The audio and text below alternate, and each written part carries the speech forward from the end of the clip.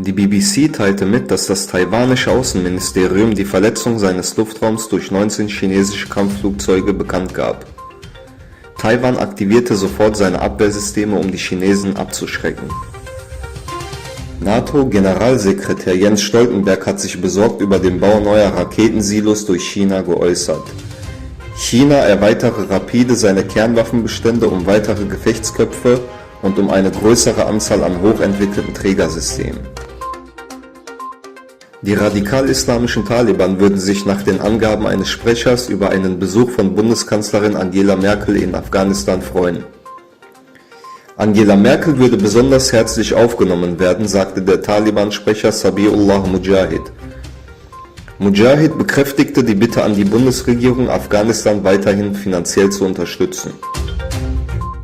Mit Blick auf die Lage in China sehen Menschenrechtsorganisationen daher auch eine Verantwortung bei der globalen Textilindustrie, womöglich sogar eine strafrechtliche. Deshalb hat das Berliner European Center for Constitutional and Human Rights eine Anzeige beim Generalbundesanwalt eingereicht. Sie betrifft 5 große deutsche Konzerne, darunter den Discounter Lidl, und richtet sich gegen verantwortliche Mitarbeiter. Ein leitender Mitarbeiter von Gazprom teilte mit, dass der Verbrauch von Flügen zwischen Russland und China entweder in Rubel oder Yuan bezahlt werden. Auch die chinesische Volksbank und die indonesische Bank werden ihre Geschäfte nur noch in nationaler Währung abwickeln. Bessere Verteilung, mehr Produktion vor Ort. Bis Ende 2021 wollen die G20-Gesundheitsminister 2/5 der Weltbevölkerung gegen Corona impfen. Nach einer neuerlichen Welle von Cyberangriffen auf deutsche Politiker hat sich die deutsche Regierung in scharfem Ton gegen russische Beeinflussungsversuche vor der Bundestagswahl verwahrt.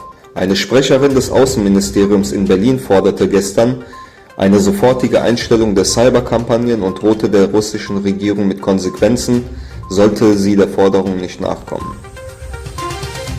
US-Außenminister Antony Blinken ist am Montag in Katar eingetroffen, um Unterstützung bei der Evakuierung von Amerikanern und gefährdeten Afghanen zu suchen, die in Afghanistan zurückgelassen wurden.